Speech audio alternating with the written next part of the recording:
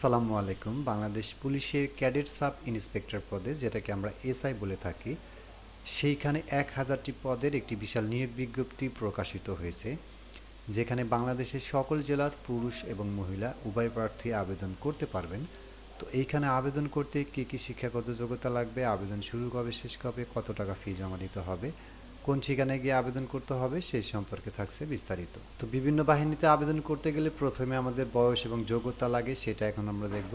প্রার্থীর বয়স হতে হবে 20 অক্টোবর 2024 তারিখে 19 থেকে 27 বছরের মধ্যে। তবে বীর মুক্তিযোদ্ধা, শহীদ মুক্তিযোদ্ধা সন্তানদের ক্ষেত্রে বয়স সর্বোচ্চ 32 বছর পর্যন্ত শিথিলযোগ্য। শিক্ষাগত যোগ্যতা অভিজ্ঞতা লাগবে অনুমোদিত বিশ্ববিদ্যালয় হতে ন্যূনতম স্নাতক ডিগ্রি। কম্পিউটার ব্যবহারের দক্ষতা অভিজ্ঞতা। জন্মসূত্রে অবশ্যই বাংলাদেশের স্থায়ী নাগরিক হতে হবে এবং প্রার্থীকে অবশ্যই অবিবাহিত হতে হবে।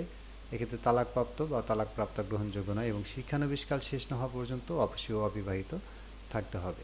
প্রার্থীর শারীরিক মাপ লাগবে পুরুষ প্রার্থীর জন্য উচ্চতা কমপক্ষে 5 ফুট 6 ইঞ্চি, মহিলা প্রার্থীর জন্য 5 ফুট 4 ইঞ্চি। বুকের মাপ হতে হবে পুরুষ প্রার্থীর জন্য স্বাভাবিক 32 ইঞ্চি এবং সম্প্রসারিত 34 ইঞ্চি। নারী প্রার্থীর ক্ষেত্রে প্রযোজ্য নয়। ওজন হতে হবে বয়স ও উচ্চতার সাথে অনুমোদিত পরিমাপের। দৃষ্টিশক্তি হতে হবে 6/6। শারীরিক মাপ ও কাগজপত্র যাচাইকরণ সহ শারীরিক সক্ষমতা যাচাই পরীক্ষার জন্য অনলাইনে আবেদনের নিয়মাবলী।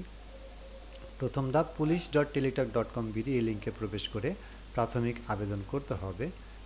অনলাইনে আবেদনের সময়সীমা 5 অক্টোবর 2024 তারিখ হতে শুরু হবে। আবেদন চলবে 20 অক্টোবর 2024 তারিখ পর্যন্ত, 2024 তারিখ রাত 12টা পর্যন্ত।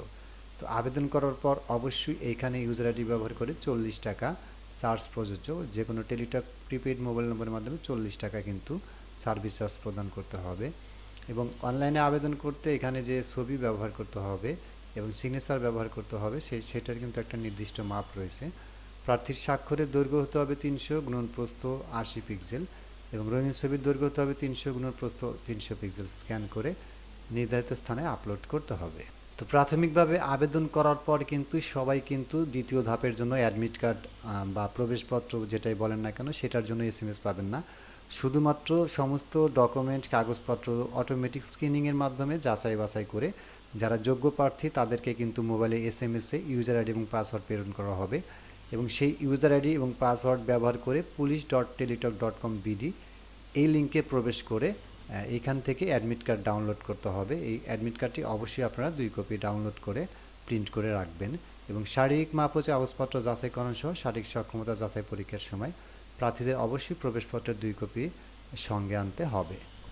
শারীরিক মাপ ও কাগজপত্র যাচাইকরণ সহ শারীরিক সক্ষমতা যাচাই পরীক্ষা প্রার্থীদের নিজ রেঞ্জাধীন নির্ধারিত পরীক্ষা কেন্দ্রে তারিখ ও সময়ে যেটা অ্যাডমিট কার্ডে দেওয়া থাকবে সেটা ফিজিক্যাল এন্ডুরেন্স টেস্ট পেট এর জন্য 7টি ইভেন্ট যথা দৌড়, long jump, high jump, push up, sit up, dragging ও রোপ ক্লাইম্বিংয়ে অংশগ্রহণ করতে হবে।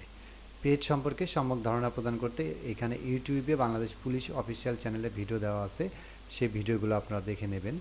এবং প্রার্থীকে শারীরিক মাপ ও কাগজপত্র যাচাইকরণ সহ শারীরিক সক্ষমতা যাচাই পরীক্ষায় অংশগ্রহণের জন্য নিম্নবর্ণিত কাগজপত্রগুলো নিয়ে অবশ্যই সঙ্গে নিতে হবে।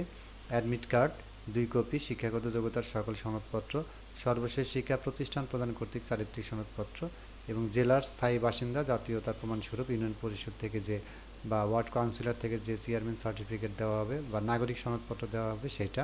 অনলাইন থেকে ডাউনলোডকৃত প্রার্থীর ইনডেমিনিটি ঘোষণাপত্র, পিতামাতা কিংবা আইনানুগ অভিভাবক কর্তৃক প্রদত্ত সম্মতিপত্র, জাতীয় পরিচয়পত্রের মূল কপি এবং জাতীয় পরিচয়পত্র না থাকলে কিন্তু প্রার্থীর পিতামাতার জাতীয় পরিচয়পত্রের মূল কপি, সরকারি গেজেটেড কর্মকর্তা কর্তৃক সত্যায়িত 3 কপি পাসপোর্ট সাইজের রঙিন ছবি এবং বীর মুক্তিযোদ্ধা হলে এবং মুক্তিযোদ্ধার নাম ভারতীয় তালিকায় থাকলে সত্যায়িত অনুলিপি মুক্তিযোদ্ধার নামে জারিকৃত গেজেটেড মূল copy, MS office, web browsing এবং ট্রাবল শুটিংয়ের উপর ন্যূনতম 3 সপ্তাহ মেয়াদী কম্পিউটার প্রশিক্ষণের অভিজ্ঞতা সনদপত্রের মূল কপি।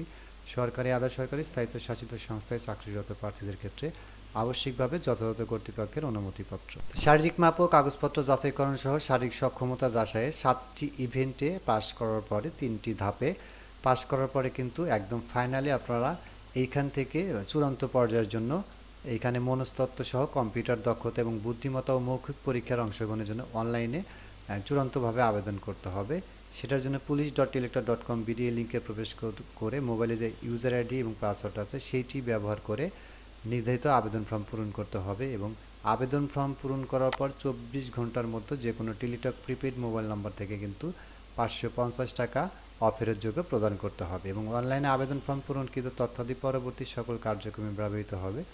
বিদেশ সাবমিট করার পূর্বে সকল তথ্যের সঠিকতা সম্পর্কে শতভাগ নিশ্চিত হতে হবে এবং প্রার্থীকে অনলাইনে পূরণকৃত আবেদন ফর্মের একটি প্রিন্ট কপি পরীক্ষা সংক্রান্ত প্রয়োজনে ব্যবহারের জন্য সংরক্ষণ করতে হবে।